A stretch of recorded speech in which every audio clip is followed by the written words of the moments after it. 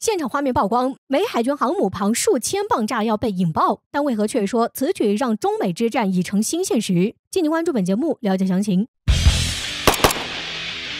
据环球时报的消息称，美国海军一段航母抗击毁实验的现场画面曝光，在距离佛罗里达州海岸100英里的海域，福特号航空母舰进行了一次全舰冲击实验。据了解，此次实验中，美国海军在航母旁布置了数千磅的炸药，并将其引爆。之所以会这么做，是因为美国海军所制定的新型舰船服役规范对舰船的爆炸冲击实验做了严格的规定，即全舰冲击实验。这次试射是为了模拟实战，通过使用巨大甚至具有侵略性的爆炸实验，探测全舰系统和人员在接近舰体大阵冲击之后的情况，以监测冲击波对核反应堆、船体结构、电子设备乃至船员的影响。说白了，就是实验船体的抗击打能力。但值得一提的是，虽然美国海军要求对新舰进行全舰冲击实验，但上一次对航母的这种实验还是在1987年，这一时间的间隔也说明了美国人对自家的航母是有信心的。其次，还能节省点军费，毕竟这类冲击性实验可不单单只有引爆炸弹这一个步骤而已。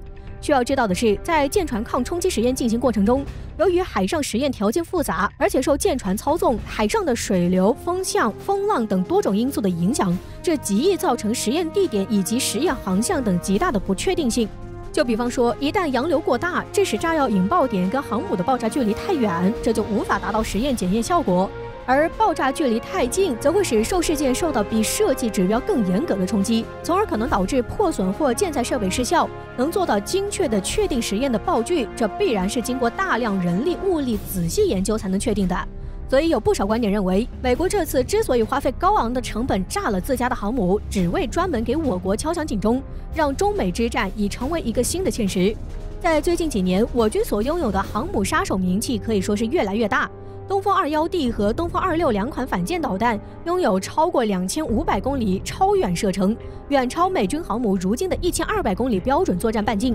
结合前所未有的高打击精度和高拦截难度，这也是人类军事历史上首次能够实现航母有效拒止，同时这也是第一次实现了高精度与超远射程的强大组合。这是苏联在其还未解体时最希望实现的一项技术创新，只不过最后被我们中国实现了。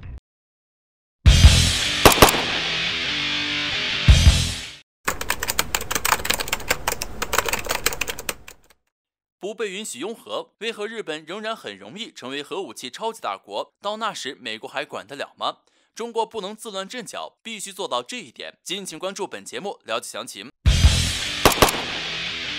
我们知道，作为不扩散核武器条约的签约国，若是想跨过这道门槛去拥核，其实是非常困难的。但是在近些年来，日本想要拥核的野心似乎已经如司马昭之心，路人皆知了。在这样的野心促使下，日本也在暗地里进行着一些不为人知的勾当。日前，美国国家利益就发文称，日本很容易成为核武器超级大国。那么，究竟是什么原因使得美国人说出这样一番话呢？从制造核武器现状来看，有人认为，日本若是想要制造出核武器，最多只需要几周的时间，因为有充足的事实证明，目前日本已经拥有了足够数量的核材料以及强大的运载能力，另外还有成熟先进的核技术作为支撑。可以说，日本方面已经拥有了成为核武器超级大国的先决条件。另外，国家利益网站还从传统的3位一体核威慑中探讨出了一条最适合日本发展的核威慑之路。相对于核轰炸机以及陆基弹道导弹来说，发展核潜艇对于日本而言是最具吸引力的。在美媒看来，核潜艇相比另外2个是最具生存力的核威慑平台。一旦在战时，日本的核潜艇可以航行到太平洋中部，而任何想要去追踪的中俄反潜机都需要经过日本。另外，如果日本选择发展核潜艇威慑力量，也极有可能得到美国的支持。看到这里，我们不禁疑惑，美国不是一向都反对日本拥核吗？实际上，美国这样的态度并非是一以贯之的。分析人士指出，如果美国真的将日本拥核视为禁区的话，就不会在上世纪同苏联的冷战中委托日本处理核废料，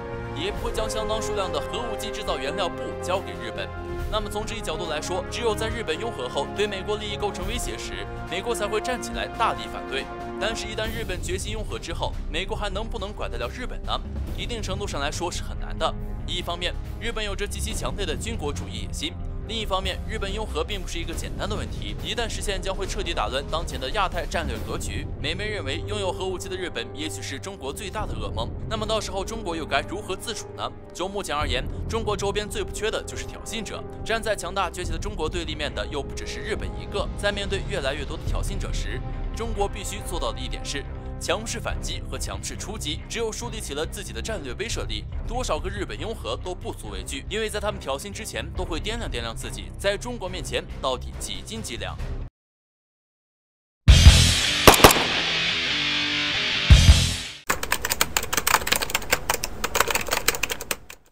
围攻夏威夷不过瘾，俄海军又在太平洋演练打击航母。为何说中国专家认为这2次演习特殊？另外，为何说中国或可以一学？敬请关注本节目。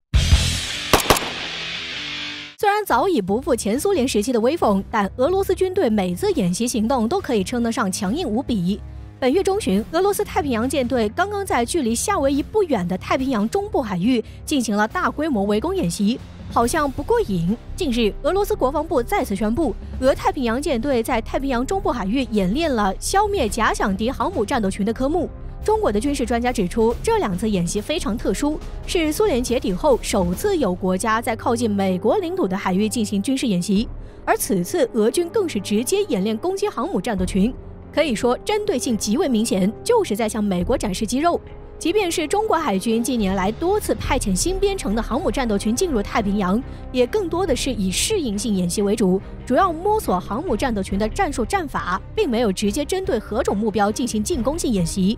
俄罗斯卫星通讯社报道，太平洋舰队的2个舰艇编队在千岛群岛东南2500海里处实施大规模海上作战演习。演习项目主要是搜索和打击敌航母集群。此外，俄太平洋舰队可以说是精锐尽出。夏威夷当地媒体指出，俄罗斯海军舰队15号在夏威夷以西500公里到800公里的海域开展大规模演习。为应对俄军的大型演习，美军从夏威夷空军基地紧急出动了3架 F-22战斗机前往监控。而珍珠港基地的卡尔文森号航母战斗群于檀香山外海戒备，这也是几十年来美俄海空力量首次在太平洋纵深的直接对抗。俄军此次的阵容可以说是新老交替，既有冷战时期的钢铁怪兽，又有刚下水的世纪新锐。整个俄罗斯舰队的导弹数量足够对美军航母编队发起数次致命的饱和攻击。或许中国可以一学，不应该只满足于在台海和南海进行合作演习了。况且中国海军的反舰实力比起俄军有过之而无不及。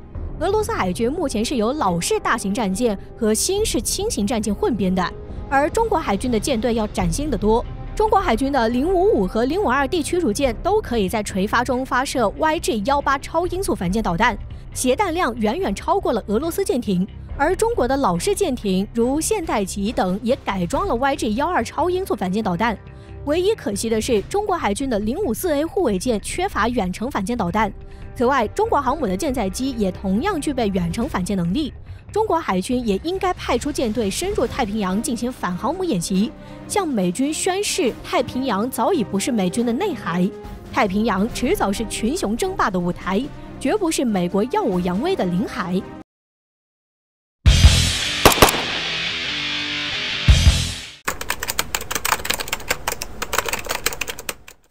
美澳联合作战再进一步，澳大利亚迎接美军轰炸机部队进驻澳大利亚本土，还为此澳建军事基地。为何澳专家直言这是战争爆发的前兆？澳大利亚和日本作为美国在亚太的马前卒，可以说是美国针对中国除台岛外的另外一张好牌。毕竟每次有事儿总是日本和澳大利亚冲在前头，美国只需要在后面摇旗扬威即可。不过如今看来时局要变了。据媒体报道，近日澳大利亚国防智库专家建言，澳洲应该立即扩建本土基地建设，引美军战略轰炸机进驻本土基地，甚至还要采购美军的 B-21轰炸机。因为现在最紧要的事就是加强对中国的震慑实力。对此，澳洲前国防副部长、著名的战略专家迪布也公开表示，随着中澳之间打嘴仗的越来越多，双方持续出现各种宣言，这很可能是战争的前兆。因为在1979年的战争中就有此类事件的例证。为了防止中国军队进入澳大利亚的专属经济区，威胁澳大利亚的海上能源平台，澳大利亚已经到了必须增加更强大武力的时刻了。说实话，如果不是澳大利亚率先招惹中国，中国又何必与其计较？多发展自身难道不是更好吗？澳大利亚这颠倒是非黑白的能力果然出众。不过话说回来，日本和澳大利亚同属美国的马前卒。在日本在 G7 峰会后就渐渐安静下来后，澳大利亚却又跳出来了。而且再仔细思考一下，日本和澳大利亚跳出来的规律，基本上就能看出来，日本和澳大利亚很可能是接受美国的指使，轮流给中国找麻烦事儿，扰乱中国视线，实行声东击西的准备。那么这声东击西又为的是什么呢？这背后又有什么阴谋？目前澳大利亚国内各种叫战的声音非常多，比如澳洲国防智库的研究员雷亚和前资深国防官员伯莱克就对外表示，澳洲政府已经承诺会发展远程打击能力，但是这计划耗费的时间非常长，所以现在和美国加强合作，建立战略轰炸机基地是必然的。而 B-1B 轰炸机早就有了在澳洲北部执行任务的经验，也就是说，一旦 B-1B 正式进驻澳洲，那么必将对中国构成强大的威慑，这足以向中国释放强烈的信息。在如今中国的轰20还没有正式面世的时候，一旦美国的 B-1B 进驻澳洲，那么结果就可想而知，不仅会时不时就到中国空域巡视一番，以期对中造成压力，引导战火，还很有可能是为了就近备战。据悉，最近美国已经在到处练兵了，不仅是和盟友合作军演，同时也不断借助其他方式应对中国的高科技武器，比如反舰导弹东风211D。所以，借用澳国防战略专家迪布的话说，这很可能是战争的前兆。不过，这个前兆却是美国指使澳大利亚放出来的。对此，中国必须加强警惕，因为虽然澳大利亚买 B-1B 是几乎不可能的事情，但是美国派部队进驻澳大利亚还是很有可能的。甚至如果美国打定主意针对中国，那么租借给澳大利亚也不是不可能的事情。